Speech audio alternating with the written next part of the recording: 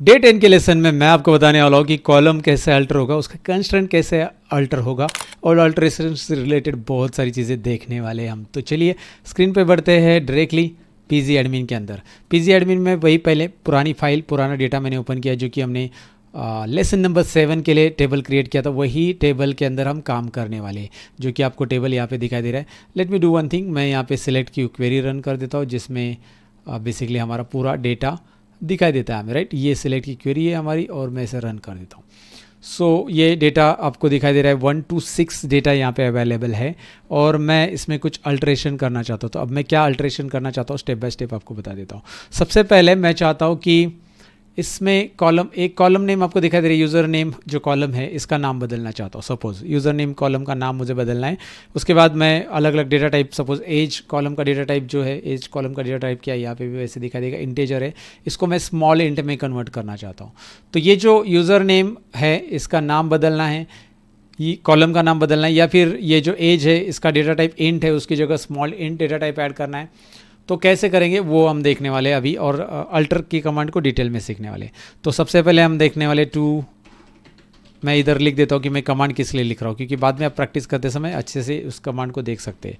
Rename the user name column, user name column को rename करना है और उसका नाम रख देते हैं सपोज यूज़र नेम की जगह फुल नेम रख देते हैं, उसका फुल नेम। सपोज यूज़र का फुल नेम अवेलेबल है, so you can add like this. तो फुल नेम मैं ऐड करना चाहता हूँ।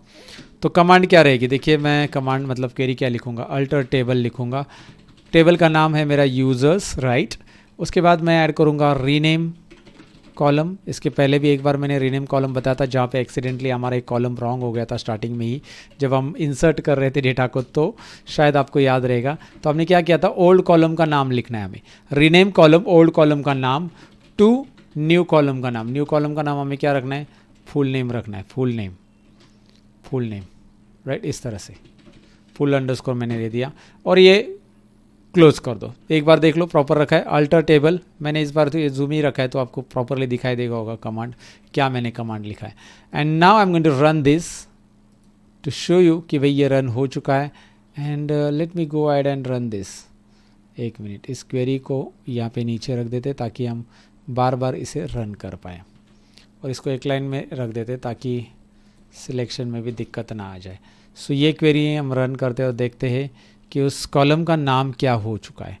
कॉलम का नाम चेंज हो चुका है, फुल नेम आ चुका है क्योंकि हमने उसमें चेंजेस कर दिया है। सो क्या प्रॉम्प्ट, क्या कमांड, क्या क्वेरी लिखी जाती है आपको क्लियर हो चुकी है। Alter table users then rename column user name to full name, clear है। चलो आगे बढ़ते हैं। आगे हम क्या करते हैं, टू चेंज एज कॉलम मैंने बोला था उसका हम स्मॉल इंट कर देते हैं, इंटीजर टाइप। तो मैं यहाँ पे लिख देता हूँ, कमेंट लिख देता हूँ कि भाई to change the age columns data type, age columns data type, okay, data type from int to small int to small int, okay. So again ये न्यूमेरिक टाइप ही होता है इंट और स्मॉल इंट में, ये है कि बस कैपेसिटी कम ज़्यादा होती है और उसकी कैपेसिटी कितने बाइट्स इंफॉर्मेशन रख सकता है वो मैंने एक बार आपको दिखाया था कि एक गूगल पे जाकर आप सर्च कर सकते हैं इसके बारे में, या फिर आपको इसका आइडिया नहीं है तो आप गूगल पे जाकर सर्च कर लो, मैं वो भी आइडिया आपको दे देता हूँ। You should have idea guys कि भाई किस तरह से हम किसी भी डेटा टाइप का, जैसे स्मॉल इंट और इंट में जो डिफरेंस है वो क्या है, मतलब एग्जैक्टली दोनों भी न्यूमेरिक है तो उसका डेटा टाइप स्टोरेज के ऊपर रहता है। तो आप यहाँ पे लिख सकते हैं PostgreSQL data types and sizes, okay, and then you can click on any link। यहाँ पे इस पर क्लिक कर सकते हैं। आई थिंक बहुत सारे डेटा टाइप ही आ रहे हैं इसमें, उसके साइजेस नहीं आ रहे। Here it is. So small int का क्या साइज़ है और इंटीजर का क्या साइज़ है, अगर आपके मन में डाउट है तो आपको दिखा दे रहा है स्मॉल इंट के अंदर 32,736 प्लस पॉजिटिव वैल्यूज़ और नेगेटिव वैल्यूज़ इतनी, मतलब दोनों को एडिशन कर देंगे तो आप समझ गए कितनी वैल्यूज़ आ जाएगी, राइट। तो ये नेगेटिव तक इतनी जा सकती है, पॉजिटिव तक इतनी जा सकती है, और इंटीजर में इतनी बड़ी वैल्यू होती है। अब वो गिनेंगे नहीं हम, but typically 4 bytes information integer store कर लेता है। यहाँ पे आपको दिख रहा है 2 बाइट्स स्मॉल इंट करता है, स्मॉल इंट छोटा इंट, ओके, अगेन न्यूमेरिकली। और बाकी सबका भी यहाँ पे आपको मिल जाएगा चार्ट में, इस चार्ट में आप देख सकते हैं। इसलिए मैं रिकमेंड करूँगा कि थोड़ा सा कभी भी स्टडी कर रहे हो, आपको कुछ डाउट्स है उसके बारे में, तो go add and search that particular, like आप गूगल पे जाओ, ChatGPT पे सर्च करो तो you'll get it. So now let's head back to SQL, where I want to type the prompt कि जिसकी मदद से हम इसका चेंज करेंगे डेटा टाइप, राइट।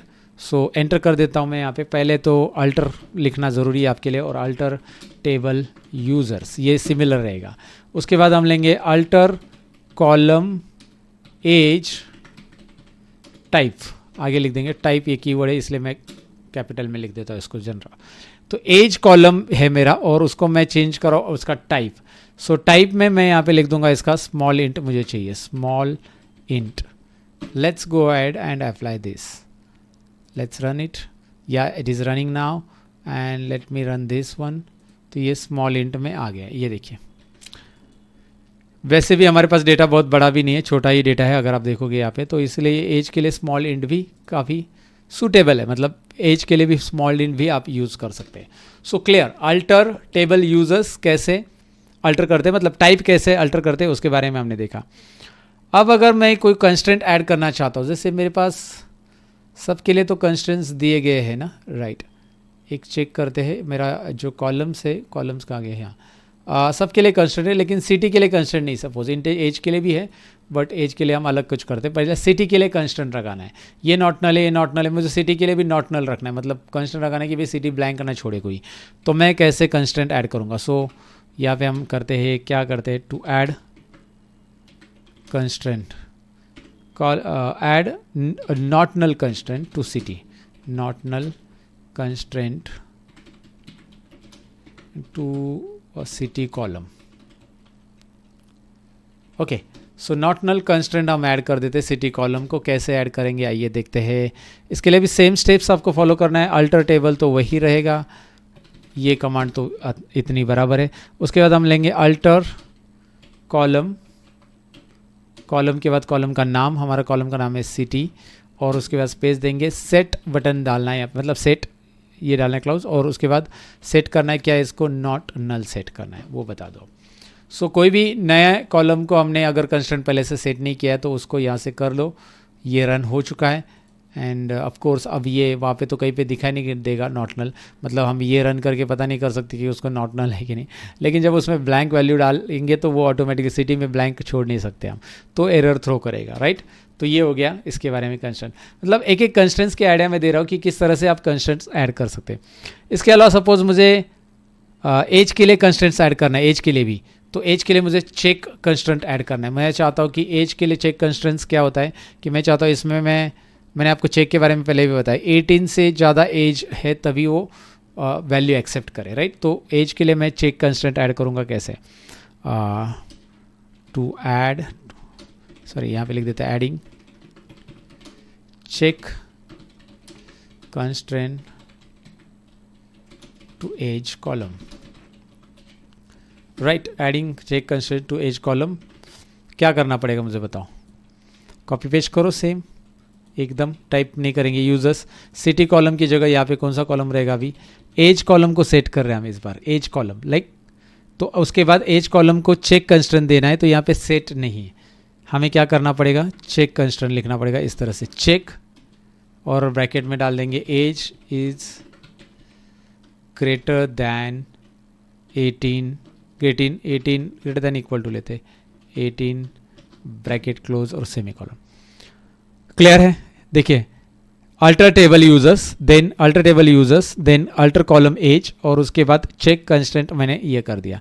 अच्छा, कंस्ट्रेंट ऐड कर दिया मैंने, there is something wrong, age check constraint open bracket close bracket, alter column age check constraint age is greater than equal to 18, syntax error at near or check. So let me check it out, where is अगर आपको भी मिला तो नहीं, actually मुझे ये alter column नहीं करना पड़ेगा, यस आपको नहीं मिलेगा ये, क्योंकि मैंने अल्टर कॉलम वो किया था, सेट करेंगे तो अल्टर कॉलम, इधर हम ऐड कंस्ट्रेंट करके लिख सकते हैं, add constraint, yes this can be proper, या this is the code that I have must write. Actually मैंने यहाँ पे क्या कर दिया, अल्टर कॉलम इसके लिए किया था क्योंकि आगे सेट नॉट नल कंस्ट्रेंट कर दिया, और यहाँ पे मुझे चेक कंस्ट्रेंट ऐड करना है तो मैं ऐड कंस्ट्रेंट करके ही यूज़ करूँगा। So this again the way you can add constraint. Let's go add age for relation users already exist, age for relation users already exist, means there is already constraint I think so available. Let me check, is there any constraint available for this table? इसमें एक काम करते, पहले drop constant कर देते, शायद ये मैं एक काम कर देता, अगर उसमें कोई भी कंस्टेंट उसमें है नहीं है, बट अगर आपको लगता है कि यार ये फिर भी काम नहीं कर रहा है तो आप ड्रॉप कंस्टेंट कर सकते, यही कमांड है ना, यही कमांड आप लिखो, पहले कोई भी कंस्टेंट उसके ऊपर है अप्लाई तो आप यहाँ से वो हटा सकते हैं, ऐड की जगह यहाँ पे आप ड्रॉप लिख दो। ओके, तो मैंने शायद इस टेबल पे बहुत बार काम किया है तो मुझे लगता है कि भाई इसमें शायद कंस्टेंट है, तो मैं इसे रन कर देता हूँ। Yes, run successfully and again yes, now let me run this. Yes, अभी ये रन हो रहा है, राइट। तो देखिए ये प्रॉब्लम क्या आ रहा था पहले कि वो कंस्टेंट उसके ऊपर अप्लाई नहीं हो रहा था, तो मैंने क्या किया, ड्रॉप, कोई भी कंस्टेंट हटाना है तो यहाँ पे वो कर सकते हैं, और कोई भी कंस्टेंट लगाना है तो आप अल्टर कर सकते हैं। ये आपको कुछ एरर्स के साथ, एरर्स तो आनी चाहिए, एरर के साथ कुछ चीज़ें हमेशा सीखनी मिलती है, एरर्स बहुत कुछ सिखा देते गाइस, एरर्स आने चाहिए। तो यहाँ पे हमारा एरर था, तो हमने पहले एरर के साथ देखा कि हमने यार गलत किया था कुछ, फिर ऐड कंस्टेंट ऐड कर दिया, फिर भी ऐड नहीं हो रहा था, और हमने देखा कि यार इसको पहले से एक कंस्टेंट असाइन था जो मैंने इसमें आप बोलोगे हमने नहीं किया था, लेकिन बीच में इसके ऊपर मैंने ट्रायल रन किया था इस प्रैक्टिस फाइल पे, तभी शायद ये कंस्टेंट अप्लाइड था, इसीलिए वो कंस्टेंट हटा दिया मैंने and then I applied this constant. अब ये कंस्टेंट ऐड हुआ है कि नहीं हुआ है, what you do to check it out, let's go add, run तो हो चुका है, लेकिन एक काम कर दो ना, आप यहाँ पे ऐड कर दो ये इंसर्ट वैल्यूज़ वाला एक record. So suppose take example, I am adding one record here. अब इस रिकॉर्ड में मैं राजेश जी को नाम चेंज करके विनोद रख देता हूँ, जो भी है, और इसका एज है ना मैं 25 के कम रख देता हूँ, एज रख देता हूँ 17, मतलब 18 से कम रख देता हूँ, और मैं इसको रन कर देता हूँ। Oh, syntax error end input विनोद वैल्यूज़, ओके सॉरी, यहाँ पे दूसरा एरर है, ये सेमीकोलन जरूरी था, यहाँ पे सेमीकोलन नहीं दिया था हमने, वो दूसरा एरर बता रहा है, एज का एरर बताएगा वो, अब बताएगा एज का error. Column user name relationship user, ओ कॉलम में यूज़र नेम गलत है, चलो ये भी चेंज करो, क्योंकि यूज़र नेम को हमने क्या किया है, यूज़र नेम को हमने फुल नेम किया है, तो एक एक एरर्स आपको पता चलेंगे, आपको ये पढ़ने एरर्स। देखिए मैं एरर्स पढ़ रहा हूँ तब जाके मुझे पता चल रहा है कि कॉलम यूज़र नेम नहीं है, यूज़र्स टेबल्स के साथ उसका रिलेशनशिप ही नहीं है, क्योंकि यूज़र नेम टेबल अभी नहीं है, उसका नाम हमने बदल दिया है, अल्टर कर लिया, यूज़र नेम को फुल नेम कर लिया।